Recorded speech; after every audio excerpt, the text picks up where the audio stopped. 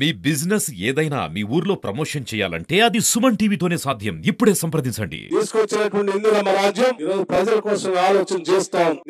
నిన్న మీ అందరికీ ఆవేదనతో నేను ఒక మాట పాలు పంచుకోవాలనుకుంటున్నాను.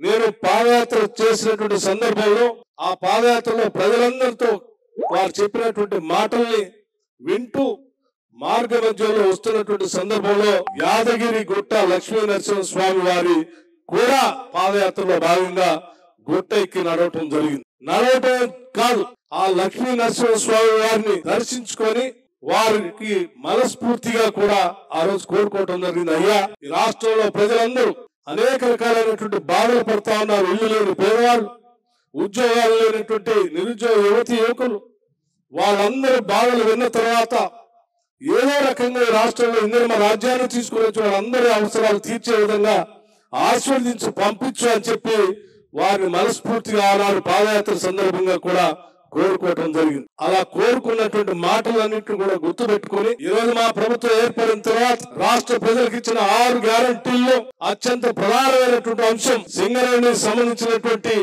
ఆయా స్థానికంగా ఉన్నటువంటి ఉద్యోగస్తులకి, అక్కడ ఉన్నటువంటి నిరుద్యోగ యువతి యువకులకి సింగరేణి కాపాడుకుంటూ వారికి ఉద్యోగ అవకాశాలు కల్పించడం, బొగ్గు బాయిల్ని సింగరేణికి ఉండేటట్టుగా చేయటం, అలాగే పేదవాళ్ళ కోసం 6 గ్యారెంటీల్లో ప్రకటించినటువంటి ఇందిరమ్మ ఇళ్లని లాంఛనంగా ప్రారంభం చేయటం అనేది మనసుకి ఇచ్చినటువంటి సంతృప్తికరమైనటువంటి అంశంగా నేను భావిస్తూ నిన్న ఆ లాంఛనంగా ఆ ఇందిరమ్మ ఇళ్లకు సంబంధించి డబుల్ బెడ్రూమ్ ఇళ్లని వేలాది మంది పేద ప్రజల యొక్క ఆకాంక్షలు తీర్చే కార్యక్రమంలో భాగంగా శ్రీ సీతారామచంద్ర స్వామి వారి సన్నిధిలో డబుల్ బెడ్రూమ్ ఇళ్లను ప్రకటిస్తూ దానికి కావలసిన నిధులు కేటాయిస్తూ ప్రతి శాసనసభ నియోజకవర్గంలో కనీసం 3,500 ఇళ్లకు తగ్గకుండా మేము ప్రకటించినటువంటి అంశం కూడా మీ అందరికీ తెలిసింది. ఆ ప్రకటించే కార్యక్రమంలో భాగంగానే భద్రాచలం కంటే ముందు లక్ష్మీ నరసింహ స్వామి వారి మందిరానికి కూడా వెళ్ళటం జరిగింది. ఆ మందిరానికి వెళ్ళినప్పుడు వారికి మనస్ఫూర్తిగా అయ్యా, ఆ రోజు మేము కోరుకున్నట్టుగా మీరు ఆస్వాదించి మాకు ఈ రోజు అవకాశం ఇచ్చారు. ఇచ్చినటువంటి అవకాశాన్ని నిలబెట్టుకొని ఈ రోజు లాంఛనంగా పేదవాళ్ళకి ఇచ్చేటువంటి ఇందిరమ్మ ఇళ్ళని మేము ఈ రోజు ప్రారంభోత్సవం చేయబోతా ఉన్నాం. మరొక్కసారి నీకు మొక్కు చెల్లించుకుంటూ నిండు మనసుతో మమ్మల్ని ఆస్వాదించవలసిందిగా లక్ష్మీ నరసింహ స్వామి వారిని వేడుకోవటం, ఆ గుడికి వెళ్ళటం జరిగింది.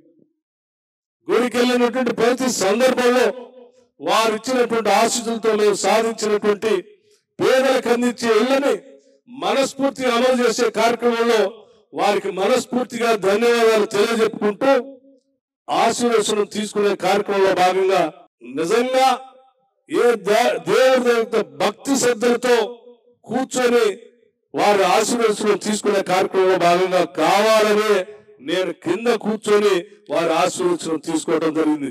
ఎందుకంటే నా మనస్ఫూర్తిగా మనసు నిండా ఉన్నటువంటి ఆ పేదలకు ఇచ్చేటువంటి ఇళ్ల కళ నిజమైనందుకు వారి ప్రత్యేకంగా కృతజ్ఞతలు చెప్పుకోవడం కోసం నేనే కావాలని అక్కడ చిన్న పీట మీద కూర్చొని వారికి మనస్ఫూర్తిగా నిండు మనసుతో ధన్యవాదాలు చెప్పే కార్యక్రమంలో నేను ముందుకు వెళ్ళాను. కానీ దురదృష్టం, సరే ఆ చిన్న ఫోటోని తీసుకొని రాష్ట్రంలో చాలా మంది ట్రోల్ చేశారు. వారందరికీ నేను సౌహృదయంతో కృతజ్ఞత తెలియజేస్తాను. నిజమే, మీరు మనసుకి కష్టపడి ఉండవచ్చు, కానీ ఇది ఎవరో కావాలని చేసినటువంటి కార్యక్రమం కాదు.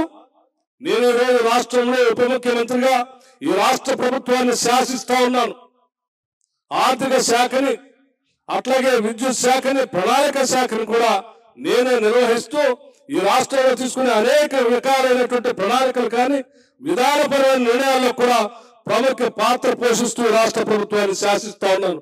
నేను ఎవరికో తల వంచేవాడిని కాదు, ఎవరో పక్కన కూర్చోబెట్టేవాడిని అంతకంటే కాదు, ఆత్మగౌరవం చంపుకునేవాడిని కాదు, ఎవరికి కూడా ఆత్మగౌరవం కిందికి తీసుకొచ్చే కార్యక్రమం కూడా చేసేవాడిని కాదు.